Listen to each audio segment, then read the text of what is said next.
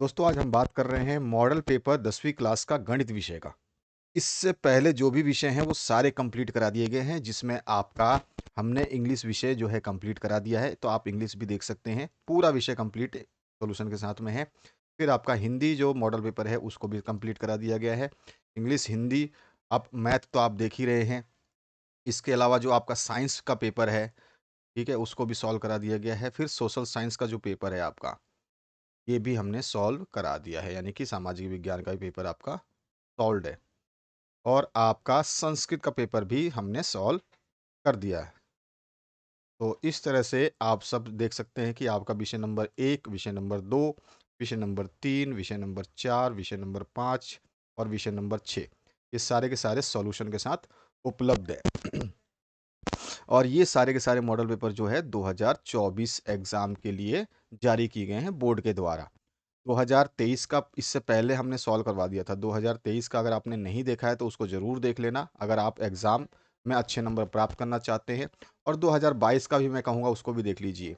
2022 का देखेंगे तो और भी आपको बेनिफिट मिलेगा। यानी कि ये 3 मॉडल पेपर अगर आप देखते हैं तो आपको जो है डरने की ज़रूरत नहीं है, बहुत अच्छा एग्ज़ाम दे पाएंगे। तो इनको तैयार ज़रूर करना है आपको। और सारे के सारे मॉडल पेपर्स जो हैं अवेलेबल है। प्लेलिस्ट हमेशा वीडियो के एंड में भी आती है, डिस्क्रिप्शन बॉक्स में भी दे रखा है, और इस मॉडल पेपर की पीडीएफ लिंक भी डिस्क्रिप्शन बॉक्स में दी गई है, तो आप पीडीएफ भी डाउनलोड कर सकते हैं। चलिए आगे बढ़ते हैं अपने क्वेश्चन पेपर के सॉल्यूशन की तरफ और समझते हैं इस क्वेश्चन पेपर का आंसर कैसे हमें निकालना है। यहाँ पर जो आपका प्रश्न पत्र रहेगा वो 3 घंटा 15 मिनट का रहेगा। 80 नंबर का प्रश्न पत्र रहेगा आपका।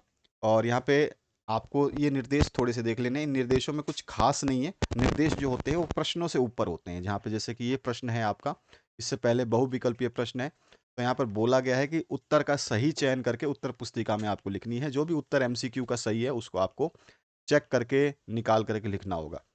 संख्या दे रखी है 96 और 404 का मस होगा, यानी कि एचसीएफ आपको निकालना है। तो पहले 96 का फैक्टर कर लीजिए और 404 का फैक्टर कर लीजिए। उसके बाद आपको दिक्कत नहीं होगी, मसा निकल जाएगा आपका। तो सबसे पहले फैक्टर कर लेते हैं 96 का। तो यहाँ पर हम इसका 96 का अगर निकालते हैं तो देख लेते हैं 96 का कितना हो जाएगा आपका। ये आपका 96 है। सबसे पहले 2 से डिवाइड कर देते हैं। तो 2 4 जा 8, यानी कि 2 चौक 8 और 2 अट्ठे 16, 48 आ गया। फिर 2 से करोगे तो ये जाएगा आपका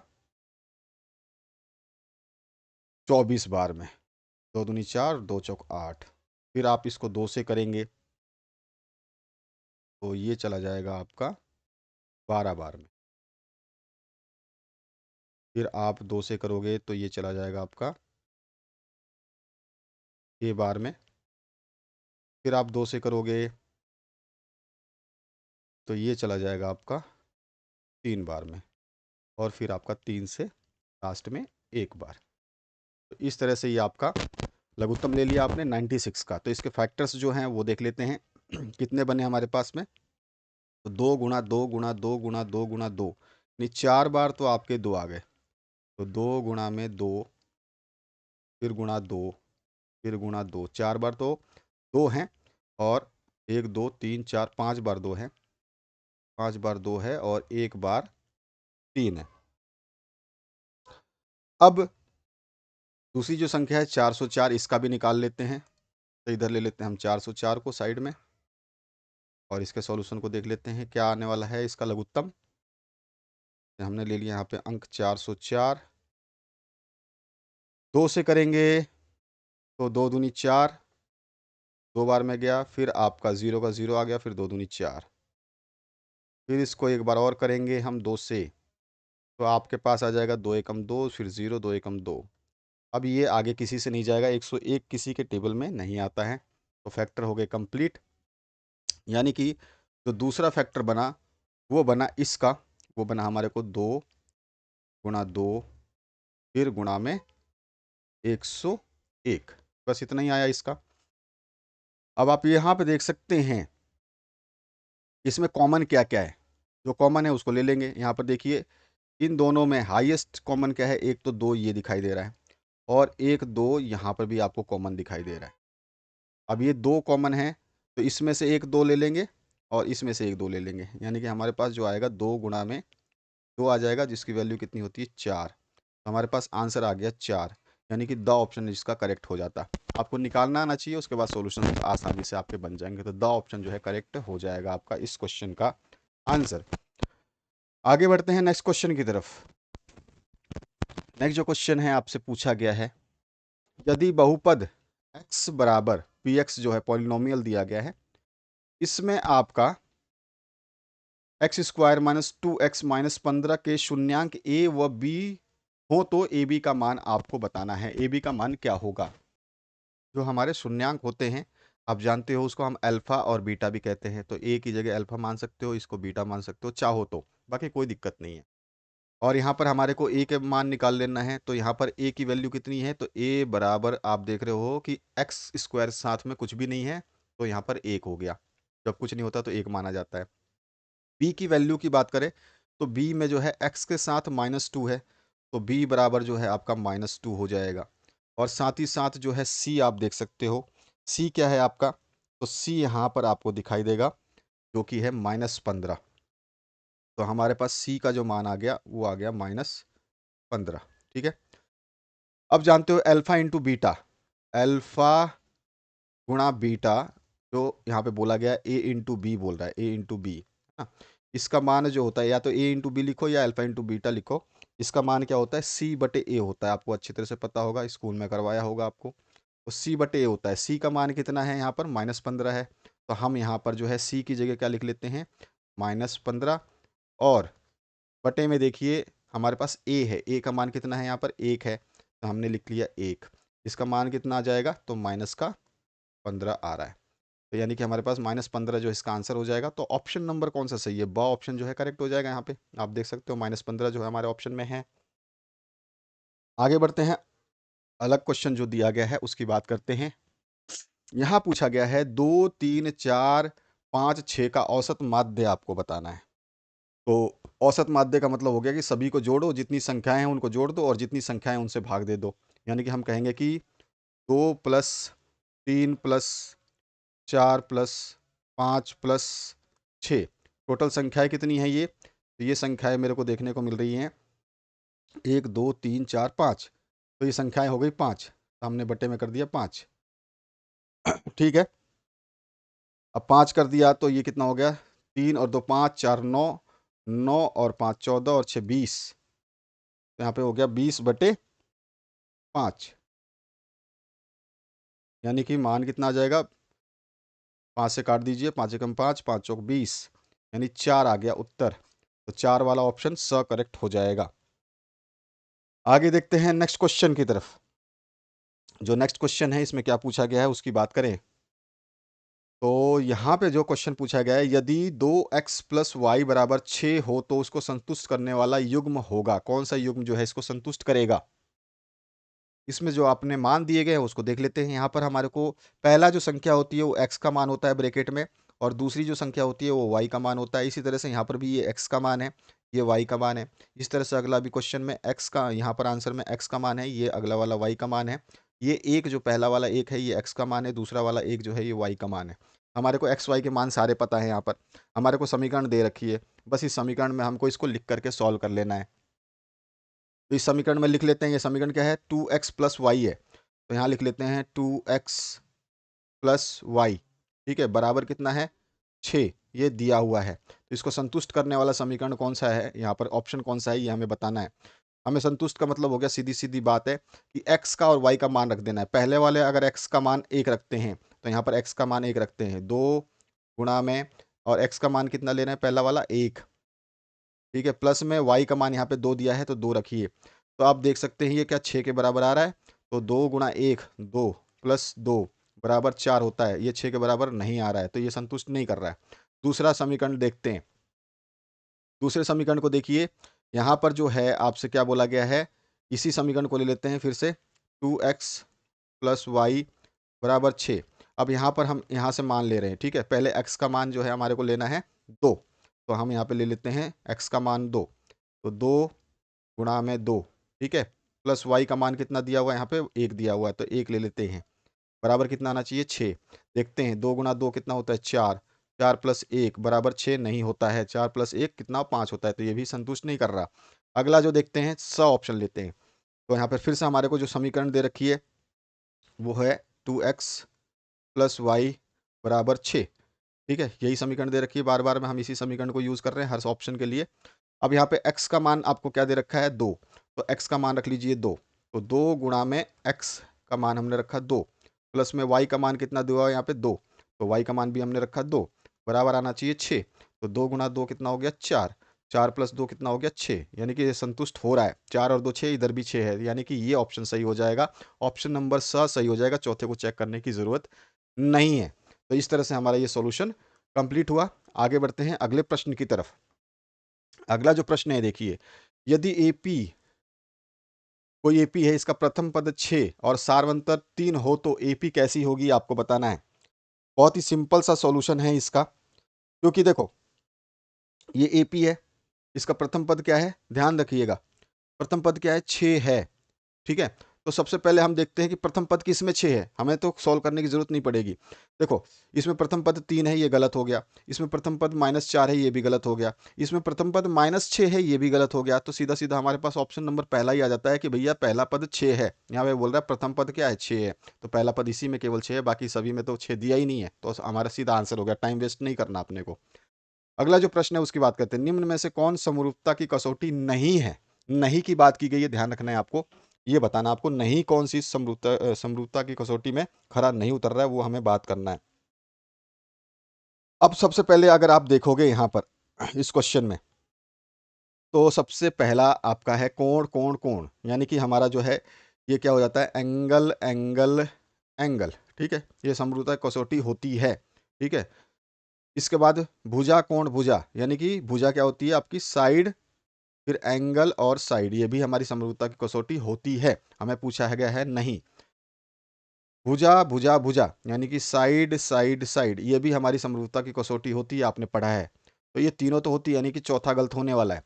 कोण भुजा भुजा, यानी कि एंगल साइड साइड, ये वाला जो है कसौटी नहीं होती है। तो हमारा ऑप्शन नंबर द जो है करेक्ट हो जाएगा, ये जो है नहीं होती है कसौटी। ठीक है, यहाँ पे नीचे लिखा हुआ है angle side side, side angle side, आप इंग्लिश में देखना चाहें तो नीचे भी लिखा हुआ है। आर्म, आर्म कहीं आर्म लिख दिया इसने, कहीं पे यहाँ पे इसने साइड लिख दिया, देख रहे हो यहाँ पे साइड लिखा है भुजा को, और यहाँ पे भुजा को आर्म लिख दिया, तो वो कोई बड़ी बात नहीं है, पर आपको घबराने की जरूरत नहीं, समझदारी की जरूरत है। सातवां जो प्रश्न है उसकी बात करते हैं। सातवां प्रश्न पूछा गया है, बिंदु ए दे रखा है 4,0, बिंदु बी दे रखा है 0,4, तो ए बी का मध्य मान आपको निकालना है। जब भी हम किसी चीज का मध्य मान निकालते हैं, यानी कि ये हमारे पास कोई लाइन है, ठीक है, इसके दो बिंदु है, दो छोर है आपके, एक छोर तो ये है आपका, एक छोर ये है। अब इस ए छोर की बात करें और ये बी छोर की बात कर लेते हैं। ठीक है, ए छोर का मान दे रखा है 4,0, आपको समझाने के लिए बता रहा हूँ, बाकी इसमें कुछ है नहीं। 4,0, बी का मान दे रखा है 0,4। ठीक है, अब आप जानते हो कि मैंने आपको अभी भी बताया कि इसमें जो पहली संख्या होती है वो x का मान बताती है, दूसरी संख्या y का, इधर भी x का मान होता है और इधर भी आपका y का। जब बीच की बात करेंगे तो बीच में क्या होगा, इधर का x और इधर का x प्लस हो जाएगा, तो हम क्या करेंगे x प्लस x बटे 2, बीच का मान निकालना है इसलिए बटे 2। दूसरा क्या हो जाएगा y प्लस वाई, यानी कि y प्लस वाई बटे 2। अब यहाँ पे मान रख लीजिए x और x का, यहाँ पे x का मान 4 है तो यहाँ पे रखा 4, यहाँ पे प्लस रखिए, यहाँ पे x का मान 0 है तो ये रखा 0, बटे में करा 2। यहाँ पे देखिए यहाँ y का पहला मान है 0 तो 0 रखा, प्लस में दूसरा y का मान कितना है 4 है तो 4 रखा। अब इसके बटे में भी 2, क्योंकि मध्य मान निकाल रहे हैं, मध्य मान हमेशा ऐसे निकलता है। अब 4 प्लस 0 यानी कि 4/2, और दूसरा वाला भी 4/2 ही आएगा। ठीक है, काट लो इसको, 2 एकम 2 और 2 दूनी 4, यहाँ पे भी 2 एकम 2, 2 दूनी 4, यानी कि मध्य मान आ रहा है 2,2। ये जो हमारे पास आंसर है यही सही होगा। कौन सा, ऑप्शन सी सही हो जाएगा। ऑप्शन स जो है ये मध्य मान दे रहा है हमारे को यहाँ पे आंसर निकालने से। आगे बढ़ते हैं अगले क्वेश्चन में। अब आइए अगले क्वेश्चन को देखते हैं। यहां बोल रहा है किसी मीनार की छाया उसकी लंबाई के बराबर है, तो सूर्य का उन्नयन कोण कितना होगा? मीनार की छाया उसकी परछाई के बराबर है। तो देखिए, मान लीजिए कि ये यहाँ पे मान लेते हैं हम, ये जो है ये मीनार है आपकी, और ये मानता हूं मैं इधर, ये इसकी छाया है। जितनी मीनार की ऊंचाई है उतनी ही छाया है। ठीक है, अब हमारे पास जो है सीधा सीधा यहाँ पे बोल देंगे हम कि ये तो ट्रायंगल टाइप बन गया। ठीक है, अब यहाँ पर देखिए, यहाँ पर आपका मीनार ही है ना? हाँ ठीक है, कोई हम क्वेश्चन तो नहीं छोड़ रहे, क्वेश्चन चेक कर लें एक बार।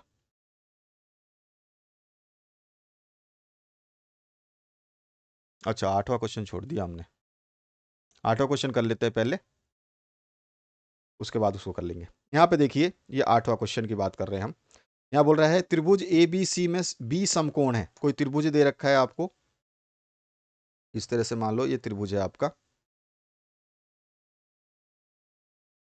और इसमें बोल रहा है कि ये जो बी है ये समकोण है, तो हम मान लेते हैं ये 90 डिग्री होगा। तो ये क्या हो गया, बी हो गया आपका। ये अगर ए हो गया फिर तो, और फिर ये हो गया सी।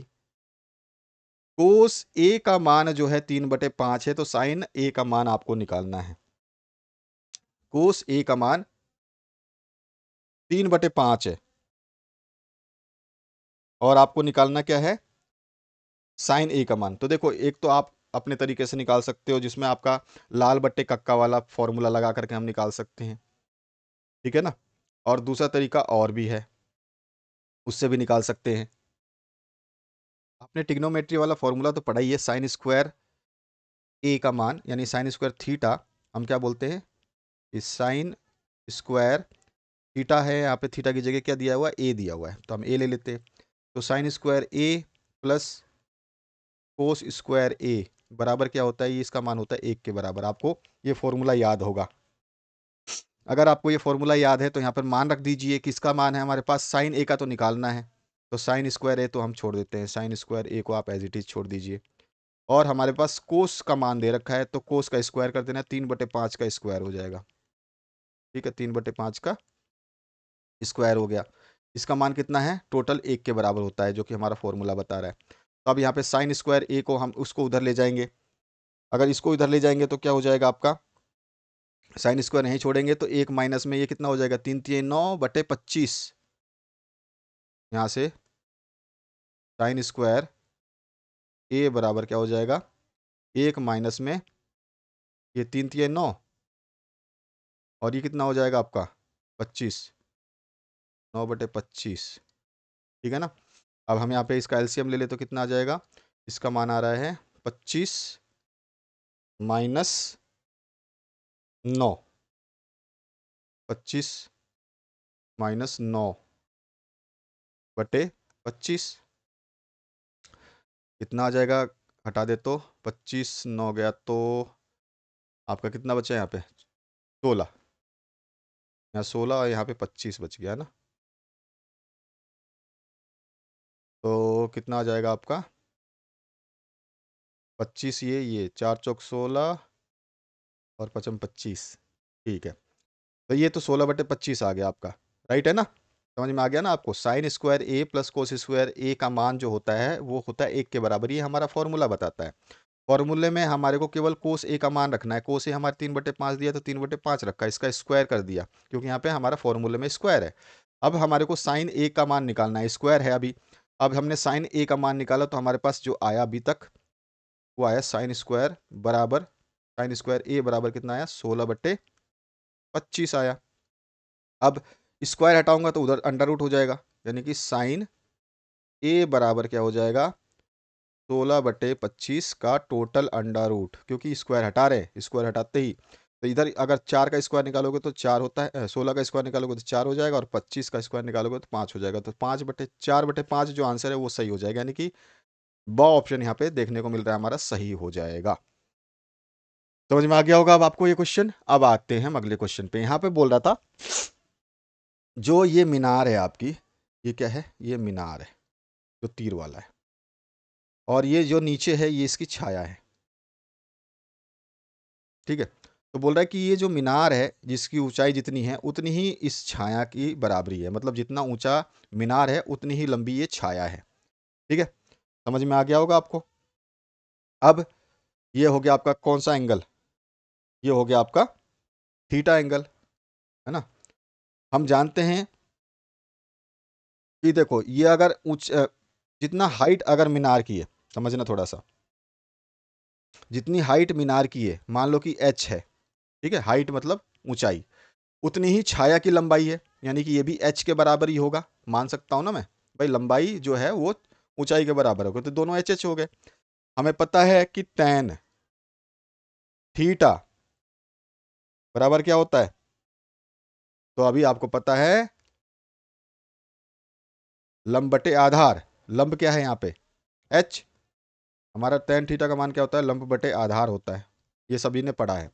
लंब बटे आधार है, लंब हमारे को एच दे रखा है, और आधार हमारे को छाया कितनी मिली है, ये भी एच है, यानी कि एच से एच जो है आपका कैंसिल आउट हो गया, एच से एच गया तो बचा क्या यहाँ पे एक, यानी कि टेन थीटा बराबर एक कब होता है, जब थीटा का मान जो है कितना हो, 45 डिग्री हो, तब जाके इसका मान कितना होता है, एक के बराबर आता है।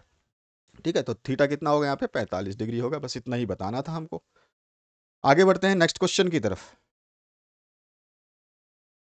वर्ग अंतराल 10 और 25 का वर्ग चिन्ह जो है कम से कम अंतराल और ऊंची से ऊंची अंतराल दोनों का योग बटे में 2 हो जाता है, यानी कि 10 प्लस में 25 बटे 2, यानी कि 10 प्लस 25 कितना होता है, 35 बटे 2, 35 का आधा कितना होता है, 17.5। आंसर आ गया, तो ये आंसर कहाँ पे है हमारा, 100 ऑप्शन करेक्ट हो जाएगा। क्लियर है यहाँ पे। अब चलिए देखते हैं क्या बोला है अगला क्वेश्चन। किसी वृत्त के व्यास के सिरों पर खींची गई स्पर्श रेखा आपस में होती हैं, इसका प्रमेय है ये आपका प्रमेय है, और इसके ऊपर बड़ा क्वेश्चन भी है, अभी आएगा देखेंगे हम। ये देखिए आपका कोई ये व्रत है, अब इस व्रत का कोई व्यास है, मान लीजिए ये व्यास है, इस तरह से मैं व्यास खींच देता हूँ, व्यास मतलब त्रिज्या का दुगना।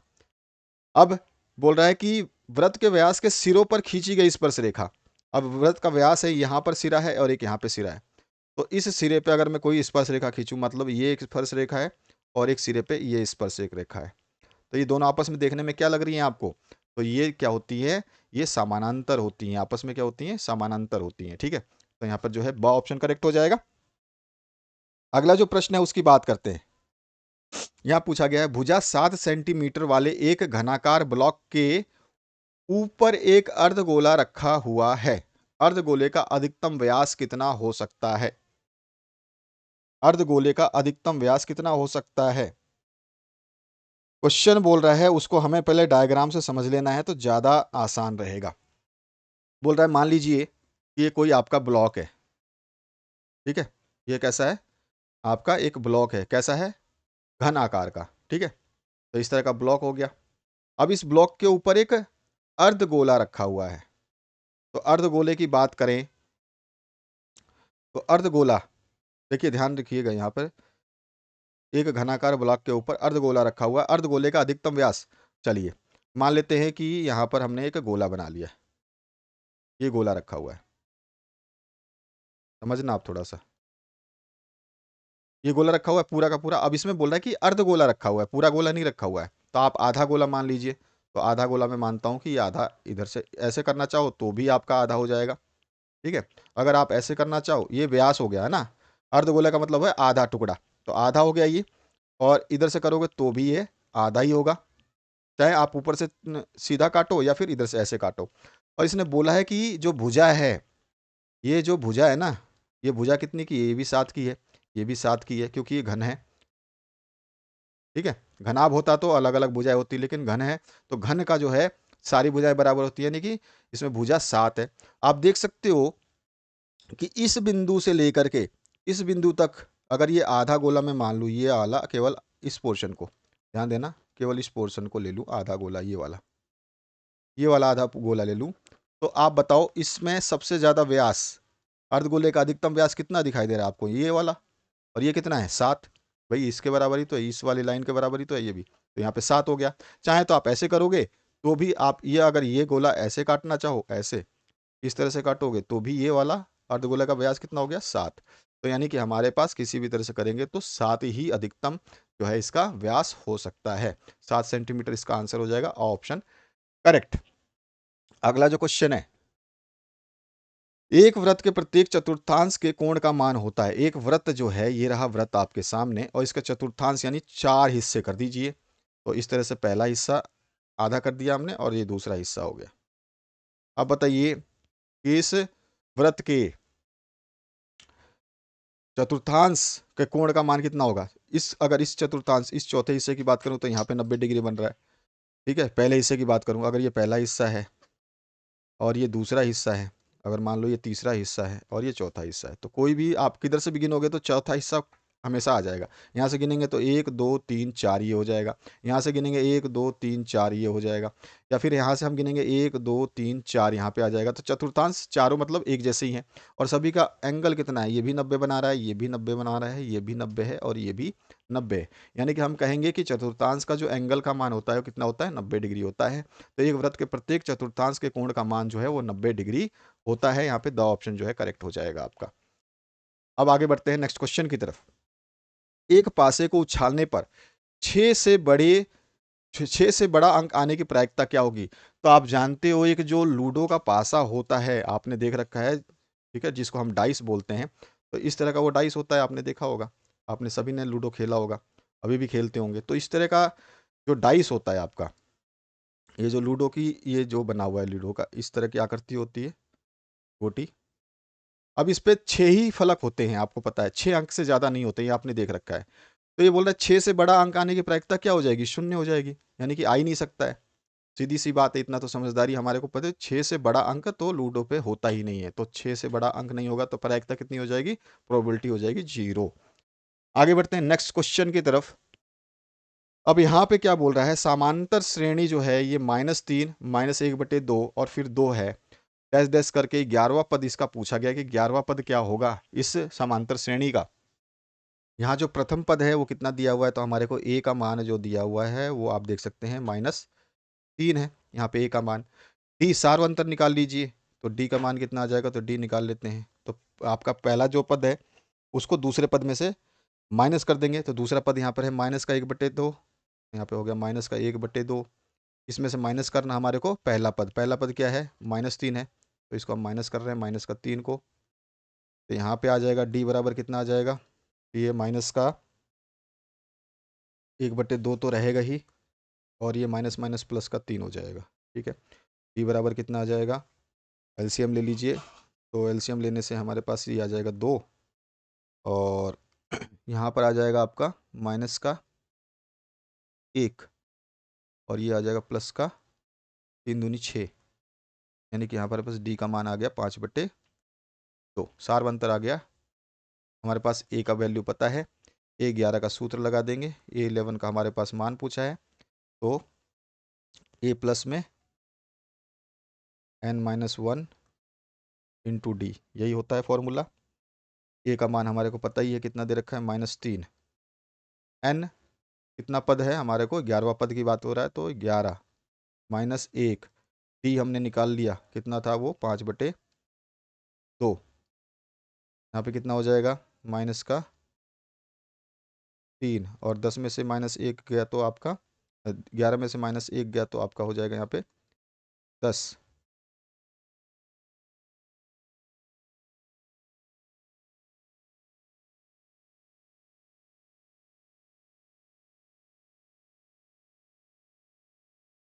यहाँ पे आपका सही कर लेते हैं इसको थोड़ा सा,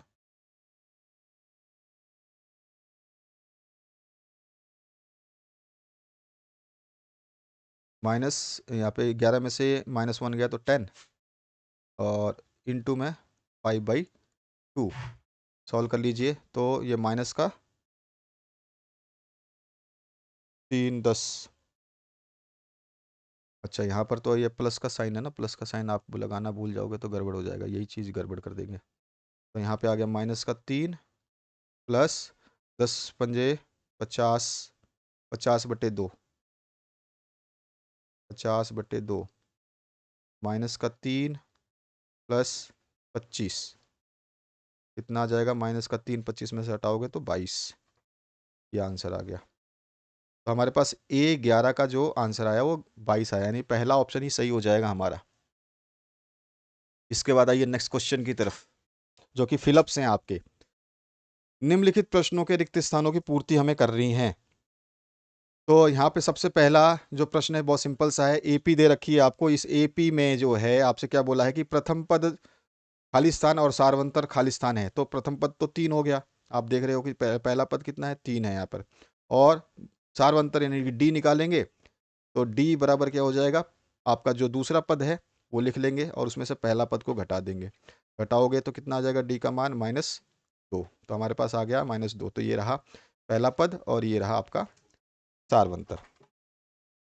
नेक्स्ट जो क्वेश्चन है इसमें, कोस स्क्वायर 60 प्लस में साइन स्क्वायर 60 का हल कितना होगा। हमें पता है कि अभी अभी मैंने बताया था कि जो भी आपका sine square theta plus cos square theta बराबर हमेशा 1 होते हैं। तो थीटा का मान यहाँ पे भी 60 है और थीटा का मान यहाँ पे भी 60 है, क्योंकि क्वेश्चन में 60 यहाँ पे भी दिया हुआ है और यहाँ पे भी दिया है, तो इसका मान 1 ही होगा। ठीक है, कुछ लिखने की ज़रूरत नहीं, करने की भी ज़रूरत नहीं है। आगे बढ़िए नेक्स्ट क्वेश्चन की तरफ। एक शंकु की त्रिज्या 6 सेंटीमीटर व ऊंचाई 8 सेंटीमीटर है।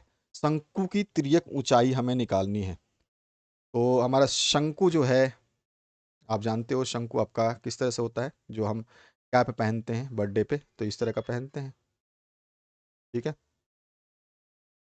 ये हमारे पास कोई शंकु है। अब इस शंकु का जो है आपको ये वाली जो स्लांट हाइट है ना, इसको निकालना है हमारे को। यहाँ से लेकर के यहाँ तक जो ये एल पूछा है ना, ये एल, इसको निकालना है हमारे। ये स्लांट हाइट की बात कर रहा है, ये स्लांट हाइट मतलब कि तिर्यक ऊंचाई की बात कर रहा है।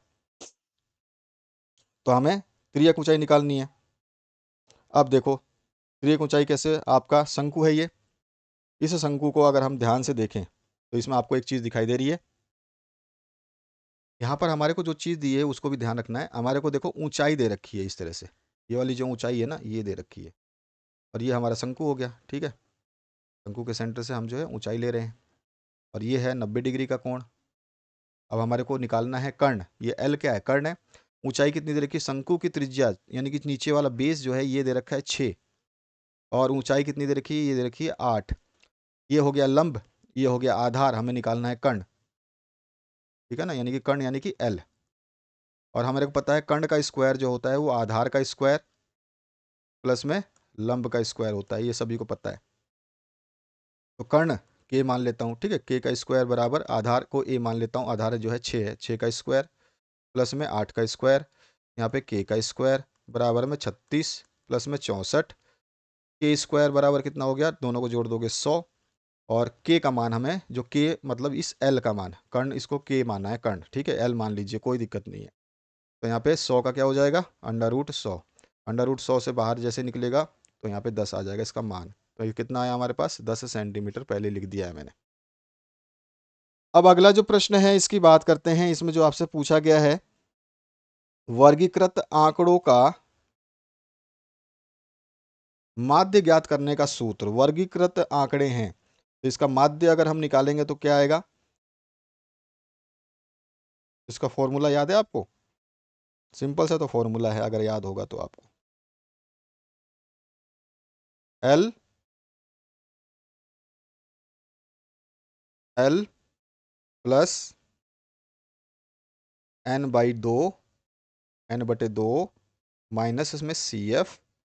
ठीक है, इस पूरे के बटे में F, और गुणा में क्या हो जाता है, इनके साथ में क्या गुणा होता है, ऊंचाई h। तो ये जो है आपका सूत्र हो जाएगा।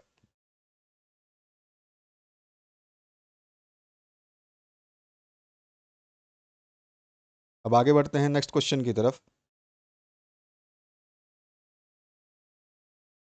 नेक्स्ट क्वेश्चन में आपसे क्या पूछा गया है ये देखिए, जो पूछा गया है उसी की बात करते हैं। यहाँ पे पूछा गया उस प्रेक्षण का मान जिसकी बारंबारता सबसे अधिक होती है वो क्या कहलाता है। तो ये क्या कहलाता है हमारा, ये हमारा कहता है बहुलक। ठीक है, इसके बाद आइए नेक्स्ट क्वेश्चन पे। वर्गीकृत आंकड़ों का माध्यक ज्ञात करने का सूत्र। ठीक है, तो ये तो फॉर्मूला हो गया। अब एक और क्वेश्चन पूछा गया है नीचे, घड़ी की मिनट की सुई द्वारा 1 मिनट में रचित कोण का मान कितना होता है? तो भैया 1 मिनट में, जानते हो आप घड़ी जो होती है, उस घड़ी की बात अगर मैं करूं, जो आपकी ये घड़ी होती है, ठीक है, इसमें आपका जो सुई होती है ये चलती रहती है, तो एक जगह से चल के वापस उसी जगह पे आती है, तो कितना बनाती है? 360 डिग्री का कोण बनाती है पूरी बार घूमने पे। और हर बार कितना घूमती है? एक एक मिनट, एक एक मिनट, एक एक मिनट, यानी कि एक एक मिनट घूमती है। टोटल कितना मिनट घूमती है? 60 मिनट में एक चक्कर मार देती है, तो बटे में 60 कर देंगे। ठीक है, 60 से काट दीजिए, जीरो से जीरो कट गया, और 6×6 = 36, 6 डिग्री जो है इसका मान आ गया, तो हमारे पास आंसर आ जाएगा 6 डिग्री। अब एक असंभव घटना की प्रायिकता जो होगी ही नहीं, उसकी प्रायिकता क्या होगी? शून्य होगी। ठीक है, जो असंभव है उसकी प्रायिकता हमेशा शून्य होती है प्रभु। अब आगे बढ़ते हैं। ये देखिए, ये क्वेश्चंस ऐसे थे जिनको आपको समझाना जरूरी था, क्योंकि यहाँ पे इसका सॉल्यूशंस जो है करने के लिए जगह नहीं थी, फिर भी मैंने आपको हर जगह पे पूरे सॉल्यूशंस के साथ में इसको करवाया है। अब आगे के सॉल्यूशंस मैंने पूरे किए हुए हैं, बिल्कुल डिटेल बता रखा है, आप देखिएगा।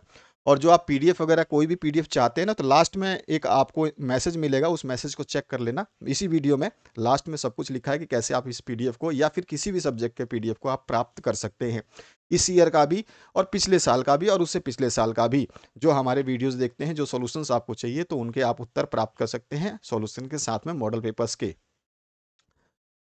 यहाँ बोला गया है 1260 के अभाज्य गुणनखंड को घातांक के रूप में लिखना है, यानी कि आपको घात के रूप में लिखना है तोड़ करके। तो देखिए, अभाज्य गुणनखंड कर लीजिए 1260 के, ये मैंने कर दिया यहाँ पे। फिर मैंने 1260 को क्या लिख सकते हैं हम? 2 × 2 × 3 × 3 × 5 × 7। अब जितनी बार 2 2 आएगा उसको हम उसके घात के रूप में लिख देंगे। 2 2 बार आया है तो 2 की घात हो गई, 3 2 बार आया है तो 3 की घात 2 हो गई, 5 एक बार आया है और 7 एक बार आया है, तो यही उत्तर हो गया। इसके बाद आइए नेक्स्ट क्वेश्चन पे। सारे डिटेल में सॉल्यूशन है, मुझे समझाने की जरूरत नहीं है, एक एक स्टेप मैंने यहाँ पे क्लियर कर रखा है। बहुपद दे रखा है 2x² + x + k का एक शून्यांक जो है वो 3 दे रखा है, तो k का मान मुझे निकालना है। तो क्या दिक्कत है भैया, मेरे को k का मान निकालने में क्या दिक्कत है? यानी कि fx जो है या px पॉलिनोमियल मानते हो, तो आपको x की जगह क्या मान रखना है? 3 का जो है वैल्यू रख देनी है। तो x की वैल्यू यहाँ पे दे रखी है, तो x का मान हम रखेंगे 3, 3 रखेंगे तो k का मान आ जाएगा 21, वो भी माइनस में, तो ये उत्तर हो जाएगा। ठीक है, इसी तरह से 9 पेंसिल तथा 8 पेन के मूल्य 54 रुपए है, तो इसे बीज गणितीय समीकरण के रूप में लिखना है। तो भाई मान लेते हैं कि पेंसिल का मूल्य जो है x है और पेन का मूल्य y है। तब प्रश्न अनुसार क्या है कि भैया 9 पेंसिल और 8 पेन का मूल्य जो 54 है, क्योंकि दोनों को जोड़ने पर, भाई 9 पेंसिल लिया मैंने और 8 पेन लिया, दोनों को जोड़ करके पैसे दिए मैंने कितने? 54 रुपए। तो यानी कि 9x + 8y = 54, ये हो गया बीजगणितीय रूप। अब अगला जो प्रश्न है आप देख सकते हैं यहाँ पर चित्र में जो है, ये आपको समानांतर दे रखा है कि इसमें जो है ये DE जो है ये BC के समानांतर एक थ्योरम है, आप जानते हो, ये वाली भुजा बटे में ये वाली भुजा बराबर होती है ये वाली भुजा बटे में ये वाली भुजा। वही हम जो है यहाँ पे रूल लगा रहे हैं, ये रहा रूल और ये रहा इसका उत्तर। तो मुझे यहाँ पे समझाने की आवश्यकता नहीं है, क्योंकि मैंने सारे डिटेल सॉल्यूशन दिए हैं, तो मैं इसको समझा नहीं रहा हूँ। ऊपर वाले सारे क्वेश्चंस को मैं समझा चुका हूँ पूरे डिटेल में कि कैसे कैसे वो उत्तर आए हैं, और यहाँ पे जो उत्तर आए हैं वो सीधा सीधा मैंने आपको दिखा दिया है। यहां पर देखिए, ये बोल रहा है P3,4 में x अक्ष से दूरी आपको बतानी है। तो देखिए, आपका जो है इस तरह का x और y अक्ष होता है, आपको सभी को पता है। ठीक है, ये हो गया आपका y अक्ष और ये हो गया x अक्ष। अब यहाँ पे मान लीजिए कि ये पॉइंट जो है ये 0 होती है, और इसके बाद में यहाँ पर 1 हो गया, यहाँ पर 2 होगा, कहीं यहाँ पर 3 होगा, इस तरह से ऊपर भी यहाँ पे 1 होगा, यहाँ पे 2 होगा और यहाँ पे कहीं 3 होगा, इस तरह से। अब ये बोल रहा है कि ये क्या है? x का मान है और ये क्या है? y का मान है। तो x कितना है? 3, तो 1 2 3, तो ये रहा 3। ठीक है, x का मान, ये क्या है? x का मान, और ये है y का मान। तो 1 2 3 और 4, कहीं y यहाँ पे आएगा 4, तो 4 तो कहीं यहाँ पे आएगा, और 3 जो है वो कहीं इस बिंदु पे आएगा। अब ये पूछ किसका रहा है? x अक्ष से दूरी, किसकी? x अक्ष से दूरी। x अक्ष तो ये है, ठीक है ना, ये वाली x अक्ष है। तो ये वाला जो बिंदु है ये x अक्ष से कितनी दूरी पर है? आपको दिखाई दे रहा है कि ये 4 की दूरी पर है। ठीक है ना, समझ में आ गया होगा आपको। x अक्ष से दूरी पूछ रहा है, तो x से ये वाला बिंदु। अगर y अक्ष से पूछता तो y से ये 3 वाला पॉइंट है जो ये y से ये वाला पॉइंट हो जाता, तो हमारे को कितना मिलता है, ये y से 3 की दूरी होती। मतलब जिसका भी पूछेगा ना उसका उल्टा होता है। x अक्ष का मान, x अक्ष से दूरी पूछिए तो y वाली दूरी उत्तर आता। अगर ये y अक्ष से पूछता तो हमारे को y वाला छोड़ करके x वाला उत्तर लिखना पड़ता। ये भी तरीका है, आपके ऊपर डिपेंड है कि आप कैसे याद रखना चाहते हैं। ठीक है, तो अगला जो प्रश्न है यहाँ पे 4 इकाई हमने दे दिया। 14 सेंटीमीटर त्रिज्या के गोले का संपूर्ण पृष्ठीय क्षेत्रफल ज्ञात कीजिए। 14 सेंटीमीटर त्रिज्या के गोला है, ध्यान रखना गोले का सूत्र अलग होता है, 4πr² होता है गोले का सूत्र। ये रहा आपके सामने इसका उत्तर, बस फॉर्मूले में लग देना, आर का मान तो मेरे को दिया ही हुआ है। अगला जो प्रश्न है इसमें क्या है, बेलन की ऊंचाई 11 सेंटीमीटर है, उसका वक्र पृष्ठीय क्षेत्रफल 968 वर्ग सेंटीमीटर है, तो बेलन के आधार की त्रिज्या, हमें त्रिज्या निकालनी है। तो त्रिज्या का फॉर्मूला हमें पता है, हाइट दे रखी है, ठीक है। वक्र पृष्ठीय फॉर्मूला जो हमारे पता है, ये वक्र पृष्ठीय क्षेत्रफल का मान दे रखा है, हमें आर निकालना है, तो बस सबका मान रख देंगे तो आर की वैल्यू निकल जाएगी। अगला जो प्रश्न है इसमें पूछा गया, त्रिज्या 14 सेंटीमीटर वाले एक वृत्त का एक चाप केंद्र पर 60 डिग्री का कोण आंतरित करता है, चाप की लंबाई ज्ञात करनी है आपको। तो चाप की लंबाई का सूत्र, चाप का फॉर्मूला आपको आना चाहिए, उसके बाद हल आप निकाल सकते हैं, जैसा कि मैंने यहाँ पे डिटेल में दिया हुआ है। अगला जो प्रश्न है इसमें पूछा गया है, 6 मीटर ऊंचे एक खंबे की छाया 2√3 मीटर लंबी हो तो सूर्य का 49 कोण आपको ज्ञात करना है। यहाँ पे देखिए छाया ये दे रखी है और ऊंचाई ये दे रखी है। थीटा का मान आपको पता ही, अभी अभी मैंने बताया था, थीटा का जो होता है क्या होता है, वो आपका लंब बटे आधार, तो लंब बटे आधार लिख दिया, आंसर आ जाएगा। इस तरह से आगे बढ़िए। ये जो प्रश्न है, 20 मीटर ऊंचे नदी के पुल से एक नाव का अवनमन कोण 30 डिग्री है, नाव को पुल तक पहुंचने में कितनी दूरी तय करनी होगी, तो यानी कि हमारे को ये दूरी निकालनी है। ठीक है, तो यहाँ पर सारे आंसर्स मैंने डिटेल में दिए हुए हैं आपको। खंड ब जो शुरू होता है, ये आपका 2 अंकीय प्रश्न है, सिद्ध करना है √2 एक अपरिमेय संख्या है। कई बार ये क्वेश्चन पूछा जाता है, कभी 3 का अंडर रूट का पूछ लेता है, कभी 5 का अंडर रूट का पूछ लेता है, कभी 2+7 अंडर रूट का पूछ लेता है, तो इसकी सेम कहानी स्टोरी रहती है, बस उसकी जगह पे आपको ये अंडर रूट वाला मान चेंज कर देना, बाकी सब कुछ ऐसा ही लिखना है, थोड़ा सा आपको डिटेल में लिखना पड़ता है, आपको स्कूल में बहुत अच्छे तरीके से समझाया भी गया होगा। 5वां जो प्रश्न है आप देख सकते हैं, बहुपद दिया गया है आपको, इसके शून्यांक ये और ये हैं अल्फा बीटा, तो शून्यांकों का गुणांक के संबंध की सत्यता की जांच करनी है। तो भैया इसमें क्या है, शून्यांकों का योग निकाल लेंगे। शून्यांकों का योग जो हमें पता ही है, एक्स का जो गुणांक होता है और x² का जो गुणांक होता है वो हो जाता है, ठीक है ना। इसी शून्यांकों का गुणनफल क्या होता है, वो आपका अचर पद जो है जिसके साथ x नहीं होता, और साथ ही साथ बटे में x² का गुणांक, वही c/a वाला जो मैंने बताया था स्टार्टिंग में, उसी तरह से है। समीकरण निकाय है, इसको हल करना है, तो यहाँ पे मैंने हल कर दिया इसको। और इसके बाद आइए, ABCD एक समलंब है जिसमें AB समांतर है CD तथा इसके विकर्ण पर परस्पर O पर प्रतिच्छेद करते हैं। यहाँ पर देखो ये परस्पर प्रतिच्छेद कर रहे हैं, यहाँ पे हमने हल करते हुए इसका डायग्राम बनाया हुआ है। तो डायग्राम बनाना बहुत ज़रूरी है, तभी जाके आपको जो है आंसर्स मिलेंगे कंप्लीट। ठीक है, तो इस तरह से आपको बता देना है सिद्ध क्या करना है, रचना क्या करनी है, उत्पत्ति क्या करनी है, और उसके बाद जो है इसका सॉल्यूशन हो जाएगा। एक्स अक्ष पर वो बिंदु ज्ञात करना है जो बिंदु जिसको और इसको समदुरुस्त बताता हो, तो समदुरुस्त वाला फॉर्मूला डिस्टेंस फॉर्मूला यूज कर लेंगे। इसके बाद आइए नेक्स्ट क्वेश्चन पे, किसी त्रिभुज ABC में AB का मान दे रखा है आपको, BC का दे रखा है और एंगल दे रखा है, आपको साइन A और साइन C का मान निकालना है। बस बहुत सिंपल सा है, ट्रिग्नोमेट्रिक फॉर्मूला लगाएंगे और यूज कर लेंगे, ये रहा इसका आंसर। ठीक है, साइन A का मान निकाल लिया और साइन C का मान निकाल लिया। एक समतल जमीन पर खड़ी मीनार की छाया 40 मीटर अधिक लंबी हो जाती है जब सूर्य का 49 कोण 60 डिग्री से घट करके 30 डिग्री हो जाता है, तो मीनार की ऊंचाई ज्ञात कीजिए। बहुत सिंपल सा क्वेश्चन, इस तरह का क्वेश्चन पिछली बार भी आया था, ठीक है, और इस बार भी आएगा, तो ये ध्यान रखना है। तो आप 2023 का जरूर मॉडल पेपर चेक कर लेना, मैंने उसमें डिटेल सोल्यूशन दिया हुआ है। 2024 का मैं आपको करवा चुका हूँ सारे मॉडल पेपर्स, और 2022 का देख लोगे तो आपका सोने पे सुहागा वाला बात हो जाएगा।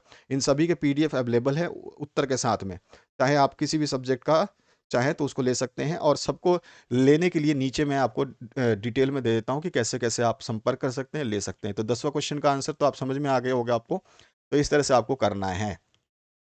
सिद्ध करना है कि किसी वृत्त के व्यास पर, मैंने बताया था कि इस तरह का क्वेश्चन आएगा, जो एमसीक्यू पूछा था ना कि वृत्त के व्यास पर खींची गई स्पर्श रेखाएं कैसी होती है, तो समानांतर होती है, तो ये प्रमेय है, इस प्रमेय को सिद्ध करने को बोला है।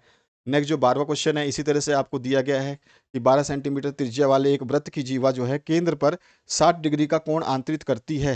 संगत लघु व दीर्घ वृत्तखंडों के क्षेत्रफल निकालने हैं। तो लघु और संगत दो आपके जो बनेंगे, एक तो दीर्घ बनेगा, ठीक है, एक संगत लघु बनेगा, एक दीर्घ बनेगा। तो संगत लघु का भी निकालना है और दीर्घ वृत्तखंड का भी क्षेत्रफल आपको निकालना है, यानी कि दोनों के क्षेत्रफल हमें निकालने हैं। अगला जो प्रश्न है उसकी बात करते हैं। दीर्घ वृत्तखंड का क्षेत्रफल कैसे निकलेगा? वृत्त का पूरा क्षेत्रफल, उसमें से लघु वाला घटा देंगे तो हमारे पास दीर्घ वृत्त का आ जाएगा, बड़े वृत्त का आ जाएगा। अब जो है यहाँ पर एक दीवार की लंबाई 5 मीटर, चौड़ाई 30 मीटर और ऊंचाई 3 मीटर, दीवार बनाने में 20 गुणा 10 गुणा 7.5 सेंटीमीटर माप की कितनी ईंटों की आवश्यकता है? भाई क्षेत्रफल निकाल कर डिवाइड कर दो, ठीक है, सॉरी क्षेत्रफल कह रहा, आयतन निकाल कर डिवाइड कर दो, आयतन यानी कि वॉल्यूम। अगला जो है आंकड़ों का माध्यक आपको निकालना है, ये रहे आंकड़े, और इसकी पहले तो हमें टेबल बना लेनी होगी। टेबल बनाने के बाद में आपको बता देना है कि इसमें कौन सा होगा। ये सारे तो क्वेश्चंस करवाए हुए हैं मेरे कई बार, तो आप इसको देख सकते हो। तो इस तरह से इसका माध्यक आ जाएगा।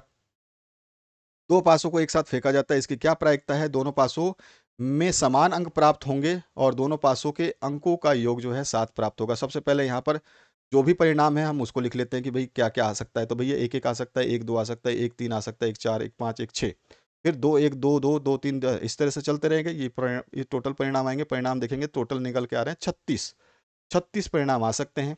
समान अंक आने की स्थितियां कितनी हैं? तो हम देख रहे हैं कि 1 1 एक बार आया हुआ है, ठीक है, फिर 2 2 एक बार आया हुआ है, फिर 3 3 एक बार आया हुआ है, 4 4 एक बार आया हुआ है, और 5 5 एक बार आया है, 6 6 एक बार आया है। तो ये हमारे समान अंक आने की प्रायिकता कितनी हो गई? 1 2 3 4 5 6, टोटल प्रायिकता कितनी है? 36। तो 6/36 यानी कि 1/6 इसका उत्तर आ गया। इस तरह से दोनों पासों के अंकों का योग 7 प्राप्त हो, तो ऐसी कितनी हो सकते हैं? कितने इसमें जोड़े हैं जो 7 अंक दे रहे होंगे? तो 4 3 है, 3 6, तो ये भी 7 ही हैं, ठीक है। 7 जो है हमको इसकी प्रायिकता प्राप्त हो रही है, कितनी? 1 2 3 4 5 6, 6 प्रायिकता इसकी भी प्राप्त हो रही है। तो 6/36 इसका भी आ जाएगा। तो 6/36 करोगे तो 1/6 जो है इसका उत्तर आ जाएगा। सेक्शन सी जो बड़े प्रश्न हैं उसकी बात करते हैं। ये प्रश्न 3 3 अंकों के हैं। यहाँ पर जो आपसे ये वर्ग अंतराल दिया गया है, इसका समानांतर माध्य जो है कल्पित माध्य विधि से निकालना है। कल्पित माध्य विधि से निकालना है। इसी में अथवा पार्ट भी है, अगर आप ऊपर वाला नहीं करना चाहते तो नीचे वाला भी कर सकते हो। मैं दोनों उत्तर बता दूंगा आपको, ठीक है। यहाँ पर जो है विद्यार्थियों का माध्यक भार निकालना है दूसरे वाले प्रश्न में, इसी में अथवा है, दोनों में से कोई एक ही करना है आपको। दोनों आंसर मैं दे रहा हूँ आपको, ठीक है। सबसे पहले तो हल कर लेंगे हम ऊपर वाले क्वेश्चन का, जिसमें हमारे को बंधन का माध्य निकालना था। तो ये माध्य निकल गया, और इसी में अथवा जो है उसमें हमारे को वो भार निकालना था। तो बच्चों का जो भार आ जाएगा वो कितना आ जाएगा? वो आ जाएगा आपका 56.25, ठीक है। तो इस तरह का प्रश्न है। प्रथम 100 प्राकृतिक संख्याओं के योग को ज्ञात करना, इसी में अथवा पाठ है। एपी दिया गया है। एपी प्रथम पद और अंतिम पद जो है वो दिए गए हैं। इसके पदों का योगफल भी दिया गया है। तो पदों की संख्या निकालनी है हमारे को, ठीक है, नंबर ऑफ टर्म्स निकालने हैं। तो यहाँ पर जो है कितना आया? 50 50 उत्तर आ जाएगा। इसी का अथवा जो पार्ट है जिसमें पूछा गया है, अच्छा सॉरी, ये तो 100 प्राकृतिक संख्याओं का जो है योग है, ठीक है। और नीचे वाला जो है आपको प्रथम पद और सार्वंतर, प्रथम पद और अंतिम पद दे रखा है, लास्ट एल दे रखा है, आपको योगफल दे रखा है, तो आप इसको निकाल लोगे, ये रहा, ठीक है। प्रथम पद ए मान लिया और अंतिम पद ए एन मान लीजिए, और एस एन हम 36 दे रखा है, एस एन का फॉर्मूला लगाएंगे, बस हमारे पास आंसर आ जाएगा। अगला जो प्रश्न है उसकी बात करते हैं। बिंदु दे रखा पी और क्यू, इसको जोड़ने वाले रेखाखंड को सम त्रिभाजित करने वाले दो बिंदुओं के निर्देशांक ज्ञात करने, त्रिविभाजित करने, यानी कि बीच में 2 पॉइंट आएंगे, ठीक है। इसी में अथवा पाठ है, वह अनुपात ज्ञात कीजिए जिसमें आपका -3p बिंदु -5 -4 -2 और 3 को अंतः विभाजित करता है। p का मान भी ज्ञात कर लेंगे। तो 3 अंक का प्रश्न है। सबसे पहले ऊपर वाला प्रश्न किया हमने, उसके बाद में अथवा करेंगे नीचे की तरफ। तो ये हो गया आपका पहला वाला सॉल्यूशन, इसका उत्तर आ जाएगा। और ये रहा अथवा वाला भाग, तो अथवा वाले पार्ट को हम यहाँ से कर लेंगे, ठीक है। तो इस तरह से आप पी का मान भी निकल जाएगा। अगला जो प्रश्न है, सिद्ध करना है किसी वृत्त के परिगत समांतर चतुर्भुज समचतुर्भुज होता है। तो ये वृत्त का परिगत हमने मतलब वृत्त के चारों तरफ जो है 4 लाइनें खींचते हैं, तो ये कैसा हो जाएगा, ये जो है समांतर चतुर्भुज होता है। समांतर चतुर्भुज जो बना हुआ है ये समचतुर्भुज होता है, ये हमें सिद्ध करना है। सिद्ध कीजिए वृत्त के परिगत बने चतुर्भुज की आमने सामने की भुजाएं केंद्र पर संपूरक कोण आंतरित करती हैं, ये भी हमारे को है। तो यहाँ पर जो है पहला वाला हमने ऑप्शन कर दिया यहाँ पे, ठीक है। इस तरह से पहला वाला आंसर हो जाएगा, और ये इसका अथवा पाठ वाला है, ये दूसरा आपका आंसर हो जाएगा। अब अगला जो प्रश्न है उसकी बात कर लेते हैं। द खंड है आपका, जो बड़े प्रश्न रहेंगे, इसमें 4 अंक के प्रश्न आपको देखने को मिल रहे हैं। तो इसमें भी आपको अथवा मिलेगा। 3 अंक और 2 अंक के प्रश्न, 3 अंक और 4 अंक के प्रश्नों में सभी जगह आपको अथवा देखने को मिलने वाले हैं। यहाँ पर जो है वो बहुलक जीवन काल निकालना, बहुलक निकालना है, सीधी सी बात है पहले टेबल की। और दूसरा जो टेबल है ना, इसमें जो है लुप्त बारंबारता एफ का मान निकालना है, जो कि 19 से 21 के बीच में है। तो सबसे पहले तो आपको पहले वाले हम क्वेश्चन की कर लेते हैं, ठीक है।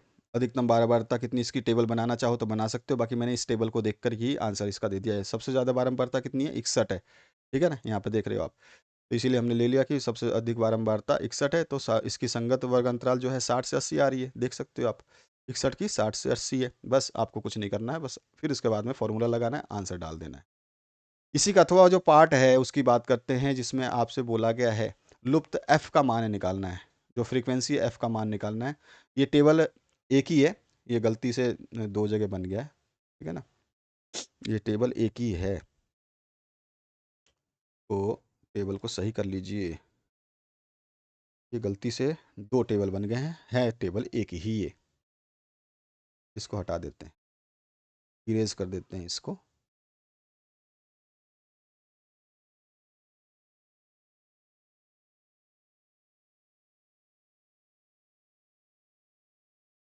क्योंकि फिर आप कंफ्यूज हो जाओगे, ये 2 टेबल क्यों हैं, सर ने 2 टेबल क्यों बना दी।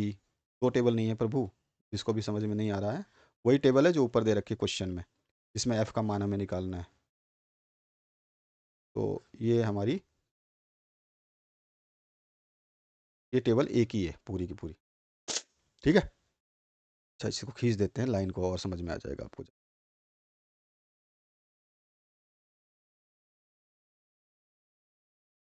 पूरी की पूरी टेबल है ना, एक ही है भाई।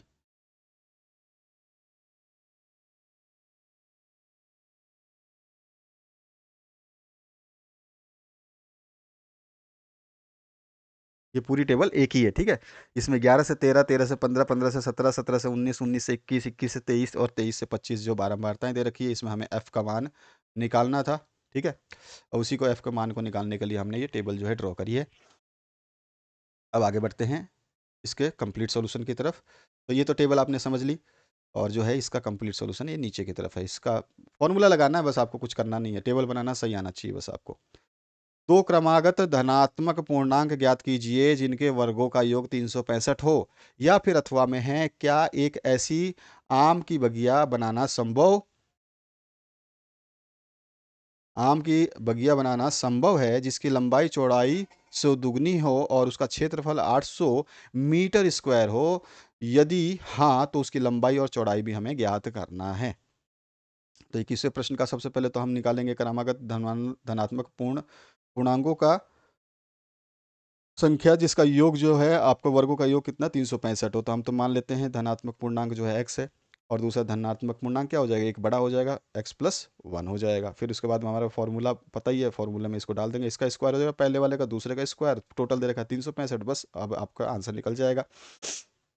इसी का जो अथवा पाठ है, क्या बगीचा बना सकते हैं, तो x मीटर मान लेते हैं भैया, बगिया की जो है चौड़ाई है, और उसकी ऊंचाई जो है आयताकार है, तो आयताकार में उसकी कितनी हो जाएगी, डबल हो जाएगी। अब जो है लंबाई गुना चौड़ाई जो हमारा फॉर्मूला होता है लगा देंगे सीधा सीधा आयताकार क्षेत्रफल, और उसके बाद में आंसर आ जाएगा।